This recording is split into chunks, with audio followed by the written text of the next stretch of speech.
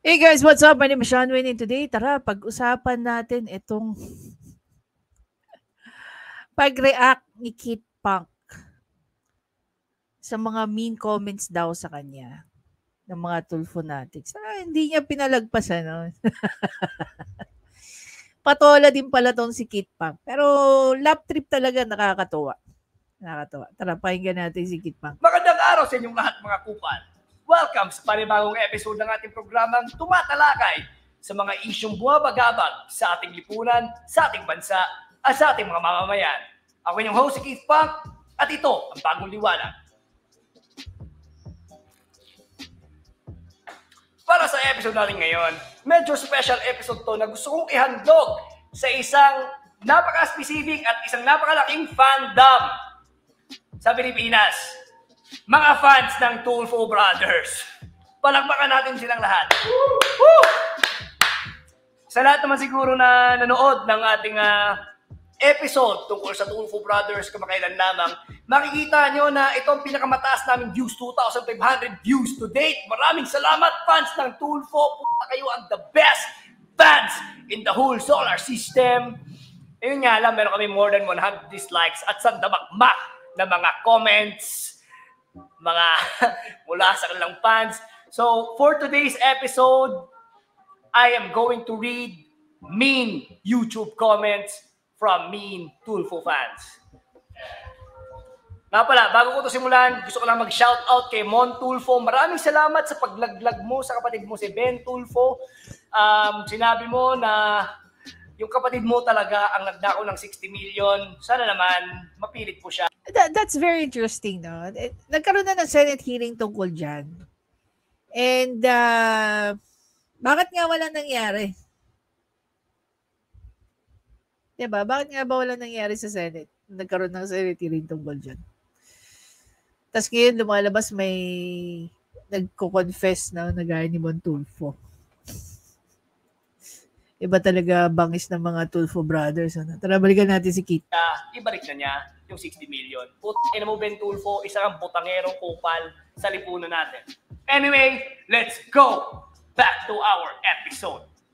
Eto, mula kay RCJS. Gago, pag pinatawag ka ng Tulfo, bahag bigla buntot mo yung mga sinasabi mo. Baka sabihin mo, sorry po, lasing lang kasi ako noon. Nakita nyo naman may red horse sa tabi ko. Ha, gagawa na yan ng alibi. Sa totoo lang, magsasorry ako kasi medyo kulang pa yung pamumutang ina ko sa mga idol nyong ina, mayabang at nagnanakaw ng 60 million. Sino ba sa amin yung nagnakaw ng 60 million? Ang tanong lang, bakit biglang tumigil na siyang mag-vlog? This was 4 years ago. However, prior to this, meron na rin naman na siyang na-vlog. Pero taon na rin, no? Taon na rin yung lumipas. Naku, di ba? Puto na pera mo yung gago. That is kung umaambag ka sa lipunan. Eto, meron galing kay Aldrin Aison. Dear Sir, hello po. Magalang. Dear Sir, hello po. Ang bastos nyo. Alam bakit mo sabi mo malaki ulo ang mga Tulfo Brothers. Sira ulo ka. Wala ka utak. Kahit kailan abnormal ka. Mga Tulfo Brothers, matapang sila tao. Puta ba, Chinese, no? Matapang sila tao. Mabait sila at baka hindi mo alam na... Di ba? Na brusco martial arts sila Tulfo Brothers. Ang bastos mo, ang big mo. Ang big. Ano yung big mo? Ang big. At shut up ang mukha mo. Barumbado ka at puta mo mag-resign, Lucifer. Ayoko kasi makita mo ang titi mo. Devil ka. Hindi ko alam kung mean comment o ano eh. Pero ako... Actually, dito rin nakikita mo yung level ng intellectual ng mga taong nagko-comment sa kanya. At saka yung mga Tulfo Fanatics. Diba? Dear Aldrin, maraming salamat sa nakakatuwa mo na comment. Sana tuwain na makarating ko sa Tulfo Brothers ang sinabi mo. Puta, kung malakas sila sa martial arts, ay naku, puta na. Baka hindi mo alam ang kakayaan ko. Puta, pang UFC nga ako dapat eh. Pang UFC banana ketchup. Ikaw ang buang adik mula kay Junray Cabaluna. Maraming salamat. Buang talaga ako. Adik sa kabuangan. Parang yung putang tatay niyo, Digong. Ito, ikaw, mula kay Arceli Alayay, ikaw mas matabang. Matabang nga. Kulang sa asin. Baka kailangan ko na mag-swimming sa West Philippine Sea. Ito, mula kay Marvic Osal. Putang ina mo din, ang lakas ng loob mo. Anong nagawa mo sa bayan? Sana mamatay ka na. Okay. Very common, no? Very common comment na nakikita natin. Anong nagawa mo sa bayan? Ang loob mo. Anong nagawa mo sa bayan? Sana mamatay ka na. Huwag ka mag-alala. Mamamatay rin ako eventually. Kung buhay ka pa nun, lihain kita sa lamay. Eto, kay Nico Dizon. Edited pa to Kahit ato pa sinasabi mo dyan sa Tulfo pa rin respeto ng mga tao. Tologo. So hindi ako tao, alien ako. Kasi wala akong respeto sa kanya. Tang-ino, mula kay Melvin Tadena. Tang-ina mo, yari ka ngayon kay Sir Ben Tulfo. Magtago ka na sa saya ng nanay mo. Iiyak ka ngayon, gunggong. Tanga, hindi nagsasaya nanay ko, nagkagaon siya, bobo. Putang-ina mo, Melvin. Bakit si Ben Tulfo pag magtago? Tang-ina mo ka, ano kan? Ben Tulfo, tang-ina niya ka, kung sampalin ko siya ng pera eh. Di joke lang, ako yung sasampalin niya ng 60 million. Mula kay Frenzy424, matukhang ka sana, putang-ina ka. Caps lock. That is so 2016. Mula kay Maritong, ano pa ito? JJ mo na, pang DDS na pangalan. Maritong Corpus Miko. Tangina mo, magtago ka na. Sabog ka na. Ha ha ha. Itotokhang ka na, gago. Waiting. Mula kay Desiree Binwag. Ang lalaki ka, buhaya ka, gago ka, buhay ka pa, nasa impyerno mundo mo, adik ka, uod ka sa lipunan. Talaga, impyerno mundo ko, lumaglamig ka dito eh. Baka yung bahay nyo, impyerno, sobrang init, wala kayong pang aircon kasi wala pa kayong babayad na kuryente, ina mo. Bakit ngayon ka lang nagnganganga? O, putang-ina, bago lang yung show. Napakatanga mo naman, Clemencia. Malamang. Ito, kay Clemencia pa rin, Tulfo pa rin, gago, sobrang big fan, no? Natulungan ka ng Tulfo. Paantot ka sa Tulfo, no? Malamang. Eto, mula kay Kimboy72. Supportahan nyo daw kasi 338 pa lang ang subscriber niya. May vlogger pa lang pangbangag ngayon. Parang Barun. Geisler lang. By the way, maraming salamat dahil sa episode nyo. Sobrang dumami, sobrang tumaas ang views namin. Dumami rin ang subscriber. Hindi na kami 338 subscribers ngayon. Mga nasa, ilan na yun? 380 plus na yung malamang yung 50 na subscribers additional yun. Baka po ng mga fans ng Tulfo yun, di ba? Maraming salamat sa inyo. Yeah, totoo naman yun, guys, no? Kung sino yung hater mo, yun yung magsasubscribe sa'yo. Ako, ilang kaibigan ko lang at saka mag-anak ko nakasubscribe sa akin. Immediate family ko, hindi nakasubscribe sa akin eh. And that's okay. That's fine, you know. Na pera-pera din yun. Kaching. Ikaw, mula kay Lolo Loper. Ikaw ang duwag, walang bayad. Broadcast mo hanggang dyan ka lang. Demonyo ang Tati Man Beater. Ano daw? Ay, Tati Man Beater. Ikaw, ano nagawa mo sa sarili mo? Mangot ka ng mga Tulfos. Apostrophe Z. Lahat ng kaputan-putahan, ikaw indemonyo ka kung sino ka. Ang dami ng comment, pare. Lahat ng sinabi mo laban kina Tulfos, bro. Mayabang ka mo, mayabang may nagagawa sa lipunan, malaki ang mga ulo. You know what? To be very honest with you, pet peeves ko itong mga ganito eh. Yung mga judgment kind na ano. Naiirita ako sa totoo lang. Dahil proud sila na sila yung nakaka-help sa kapwa. So, ibig sabihin, wala ka nagagawa sa lipunan. Hindi ka nakaka-help sa kapwa kasi wala kang something to be proud of. I'm proud for myself kasi ako, honestly, mga natulungan din naman ako eh. Kailangan ba ibalan ka sa inyo? Hindi ako ganun, pare. Di ba? Kaya nga, hindi ako tulad ng mga Tulfo. Sabi nga ni Jesus Christ, kung gagawa ka na mabuti, huwag mo nang i-broadcast. Di ba? Napaka-bobo mo naman, Lolo Loper, ina mo. Ito, mula kay Mario Borja. Buti nga sila may nagawa. Ikaw, putang ina mo, sino ka ba? Gago. O ngayon, kilala mo na ako, sige pa ako, ina mo. Ang mag-scribe sa'yo, putang ina mo, gusto mo burahin ko tattoo mo, putang ina mo rin, hayop addict. Sige, papabura ko sa'yo yung tattoo ko kung kasing dami yung tattoo mo, ng tattoo ko, ina mo ka. Diba? Papabura ko sa'yo ng libre, hayop ka, ina mo ka, ikaw yung addict. Joke lang. Eto, mula kay Liquid 7. Hahaha, baka nagpapasikat lang tong gagong to. Dapat dito itokhang na. Wow, nagpapasikat lang, dapat itokhang. Di ba ko addict, di ba? Eto, mula kay Norna Javar. Hintayin mo, nasa likuran mo na ang mga Tulfo Brothers. 2 linggo na nakalipas, wala pa rin. Babagal. Akala ko mabilis ang aksyon. Eto, si Angeline Dulnuan, ikaw kaya may maniniwala sa'yo? Oo naman, nanay mo. Yeah, by now, di ba? By now, marami nang I'm very sure na ang daming naniniwala sa kanya. Actually, ito, 22K views lang to. Pero yung kanina, pinagmumura niya yung mga Tulfo, ang dami. When in fact, nasa 3,000 lang siya nung nakita ko tong niya. Ngayon, nasa 4,000 plus na eh. Di ba?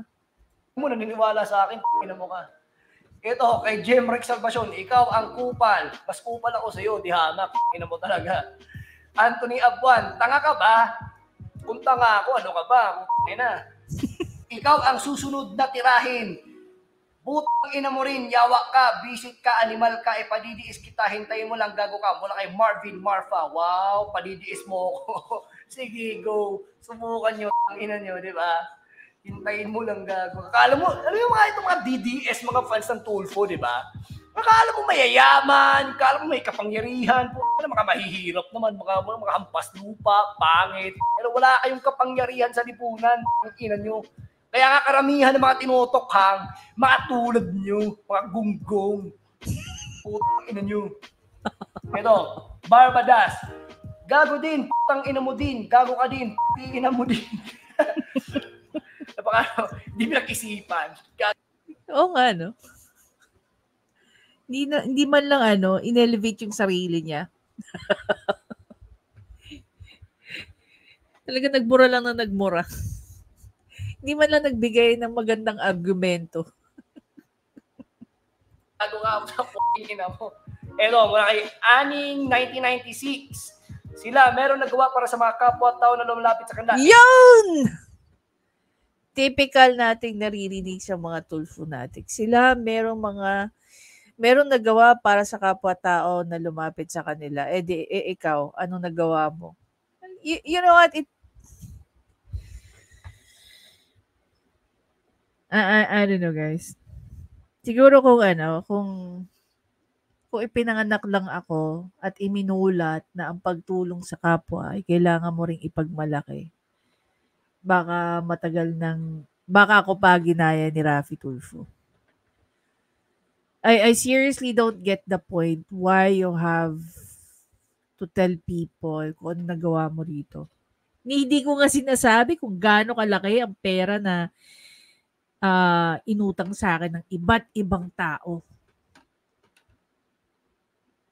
Diba? Yung kagustuhan kong makatulong, lalo-lalo na nasa abroad ako, nagpakawala ako ng mga pera para lang makatulong sa mga tao. Na video ko ba yon? Nung nagkakasingilan na ba? Finacebook ko ba sila? Pinahiya ko ba sila?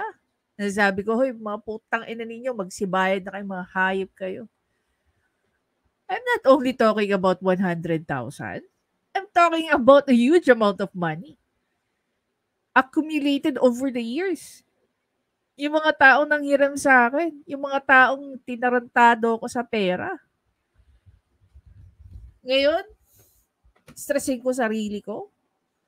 Abuloy ko na lang yung sa mga hayop na yun eh. Kaya simula nun, hindi na ako nagpairam ng pera eh. Sa totoo lang, mas masarap pang makatulong sa mga taong hindi mo kilala. 'Di ba? Mas masarap pa pakainin ng tao na gutom dahil hindi ka nila makakalimutan. Simulat sa Paul ang pagtulong na na inculcate sa akin. Ang pagtulong ay hindi dapat nalalaman ng ibang tao. Maliban sa marami na ako napautang, marami pa talaga ako natulungan.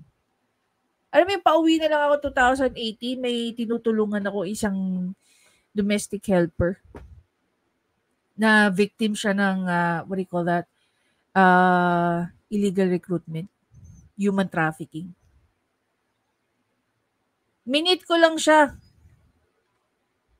para lang meron akong iabot.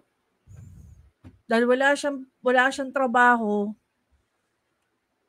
inipit yung kanyang passport, hindi siya makahanap ng maayos na trabaho.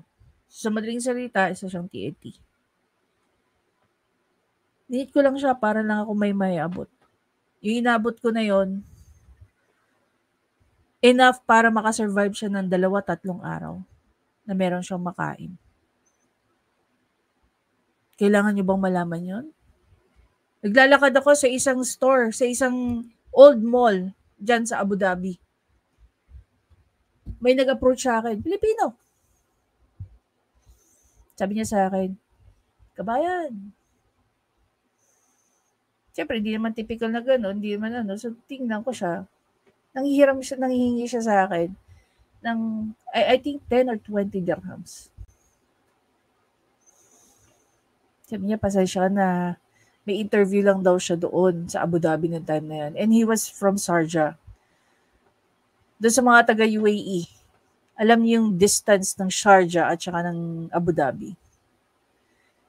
Sabi niya, yung pera na meron siya, yun na lang yung gusto lang niyang makauwi ng Sharjah. At least doon may kakilala siya na pwede niya mahiraman. So naglakas siya ng loob na paglapit sa akin. Alam mo, unang tinanong ko sa kanya, kumain ka na ba? Sabi niya, ay hindi pa po. Alam mo, nung araw na yun, kung magkano na lang ang pera ko. 200 dirhams. Anong ginawa ko? Sabi ko sa kanya, ito po, 100. Actually, hindi ko sinabi, ito po 100. Inabot ko sa kanya 100. Alam mo, sabi niya sa akin, ako ma'am, di ko po matatanggap yan, masyado po malaki yan. Sabi ko sa kanya, hindi, para makakain ka. Before ka man lang makauwi. Guys, alam niyo ba yung Popeye sa Abu Dhabi at that time na nangyayari yon? 14 dirhams lang yon. He only needed 20 dirhams para makauwi. I gave him 100 para meron siyang mapangkain. Ngayon, kung last money niya na yun, at least kinabukasan, makabili siya ng 6 na itlog, 4 dirhams. Makabili siya ng tinapay, 3 dirhams. Makabili siya ng bigas, 5 dirhams. Yung magiging sukli nun, enough para masustain siya ng either a day or 2. Yung mga ganung bagay ba, pinagkakitaan ko siya? Hindi. Pero nakatulong ako sa kanya. Hinanap niya ba ako sa social media? Hindi rin. Kasi tinanong niya yung pangalan ko eh. Pero hindi ko binigay. Sabi ko sa kanya, importante sa akin, makauwi ka ng maayos at sana ma-hire ka rito. Diba? Alam niyo ba? 3 years after, nagkasalubong kami sa isang mall sa Abu Dhabi. Namukaan niya ako and he approached me. Ano siya PT, physical therapist. May interview siya sa isang hospital sa Abu Dhabi. Sabi niya, excuse po, naalala niyo pa po ba ako? So, I was trying to recall him. Sabi ko, hindi kita ma-recall. I'm sorry, do I know you? Sabi niya, ako po yung tinulungan niyo 3 years ago. Nung humihingi lang po sana ako ng 20 dirhams. Pero binigyan niyo po ako ng pangkain ng ilang araw. Yeah. Sabi ko, kamusta ka na? Na-hire po siya. Na-hire siya doon sa hospital kung saan siya na-interview.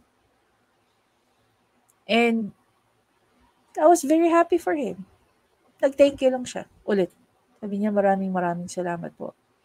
I was even offered if he can, take me for a coffee. Sabi ko, no, I'm good. Sabi ko, I'm also in a hurry. May pupuntahan akong meet up with friends. So, because basta sabi ko sa kanya, I'm very happy for you. Sabi niya, hindi niya raw ako makakalimutan. Sabi ko, enough na sa akin that naging okay ka. 'Di ba? Yung tumulong ako, pero wala akong nadihadong tao. Yung tumulong ako, walang nasaktan na tao. Hindi gaya ni Idol. May natulungan nga siya sa isang banda, pero merong nasaktan na isa. Matatawag mo bang pagtulong yun? Diba? 4 years ago, ito na pala linyahan ninyo. Alam mo yung mga nagbabash sa akin? Hindi Tulfonatics before, na nagre-reaction pa ako. Either ka mag-anak or kaibigan ng kung sino man yun na I'm against with. Diba? Pero ito, yung mga linyahan nyo, grabe no? Anong nagawa mo?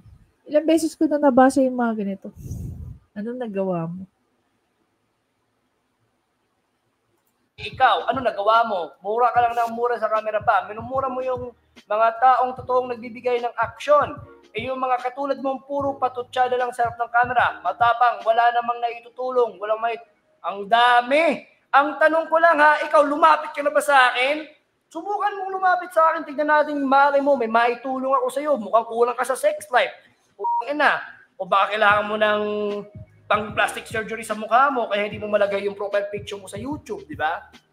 The point of the matter is, alam nyo, sa totoo lang, nandito tayo sa Bagong Liwanag kasi ito na yung tulong na ginagawa ko para sa inyo. Para maliwanagan kayo sa mga kagaguhan, mga kalokohan, mga katangahan, mga kabubuhan ng mundo. Kaya wag nyo sabihin na wala ako natutulong. Ito yung tulong ko sa inyo. Ngayon, kung hindi kayo nakikinig sa Bagong Liwanag, na problema nyo na yun, bahala kayong maiwan ng panahon at bahala kayong makulong sa sarili ninyong kadiliman. But anyway, medyo marami ang mga comments to, hindi kaya ng isang episode. Pero alam mo, karamihan naman sinasabi lang, pangina mo ka, matutukan ka sana. Well, alam niyo yun, mahilig tayo sa challenges, ipadala niyo yan lahat sa akin. At ako ang bahala dyan. Para sa inyong lahat, nanonood niyo yun, maraming salamat. Don't forget, subscribe to our YouTube. Hey guys, dun sa mga hindi pa nakaka-subscribe kay Bagong Liwanag, go for it. Anyway. So, one thing nga na sinasabi na ibinibintang kay Atty. Libayan. Marami daw sumusunod sa kanyang yapak. Marami daw siyang nai-influensyahan or what. Sa totoo lang, long before ko nakita si Atty. Libayan, nagre-react na rin ako sa mga Raffy Tulfo episodes. Again, it's not actually attacking Raffy Tulfo kasi. It was about talking the issues na pinapalabas dyan sa Raffy Tulfo in action. Yun nga lang, may mga instances din na kino-call out ko si Idol. Okay?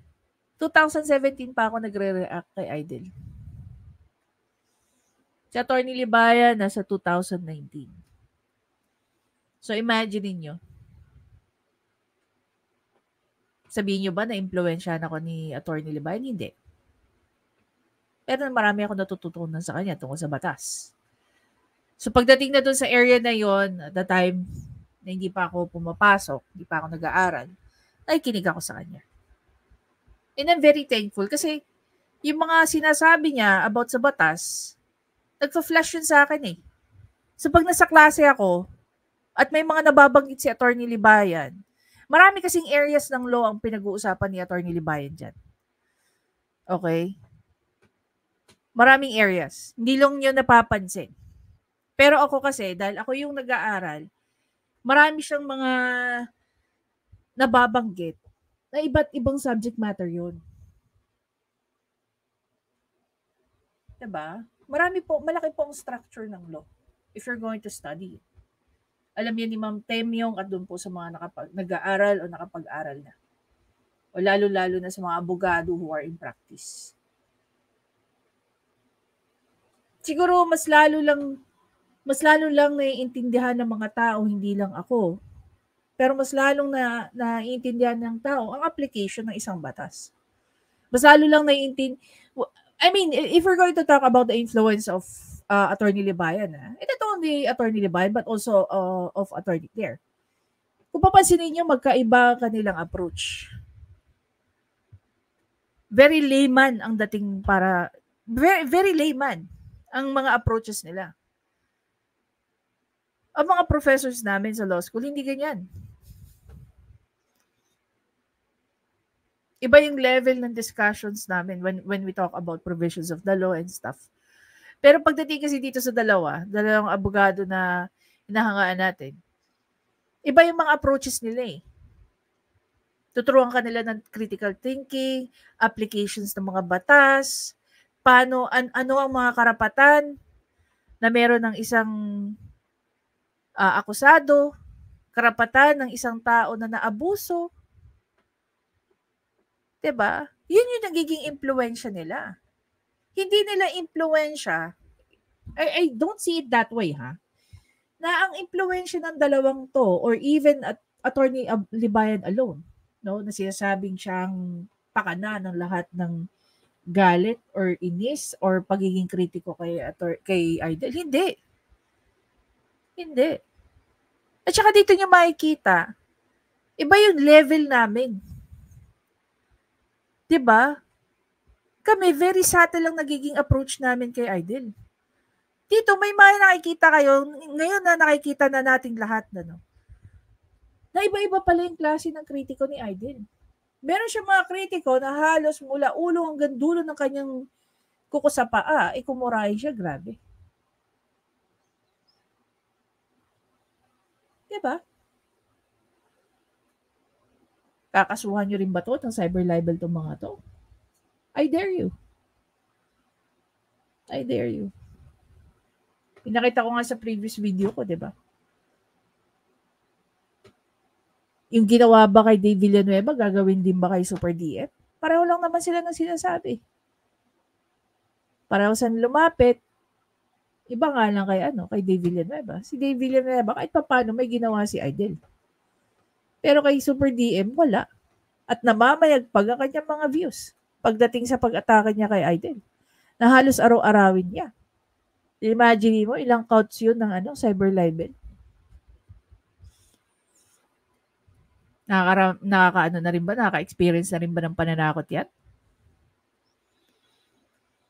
So, nakikita nyo yung pagiging kritiko namin versus dun sa mga talagang merong personal na galit na sa mga ginagawa ng hindi lang ni Idol pero ng mga tulfo. Sabihin ba natin na mali yan? Hindi, opinion nila yan eh. Nakikita kasi nila eh. So, parang lumalabas dito, si Idol lang ang pwede magmura. Si Idol lang ba? Sinabi na yan ni Direk Freddy, ni Tita Alona, at ng marami pang iba.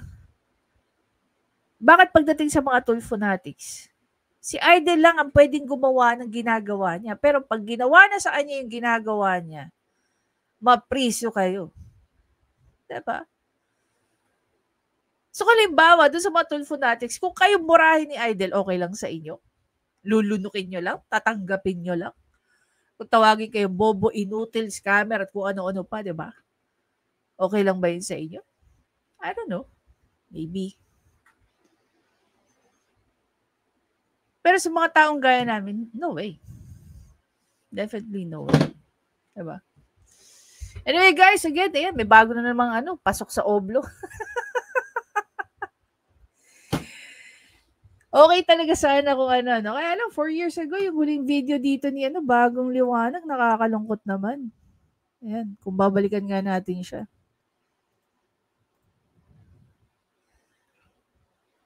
Ito yung una niyang video. 4 years ago, almost araw-araw yung Iba-iba yung nagiging topic niya, guys. Pero more on mix of politics and current issues. Ayan.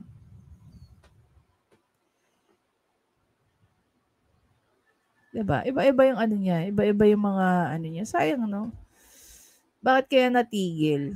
Yung latest niya ito, 4 years ago din.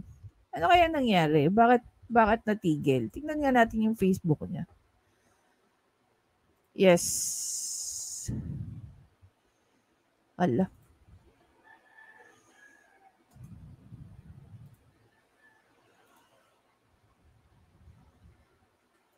Go to site. Ay. Bakit ganon? Wala na yung ano niya.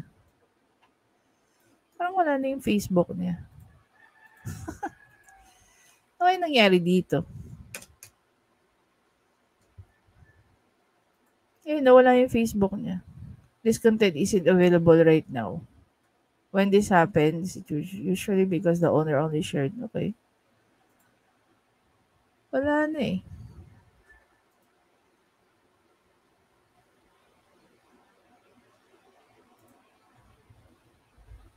Sayang.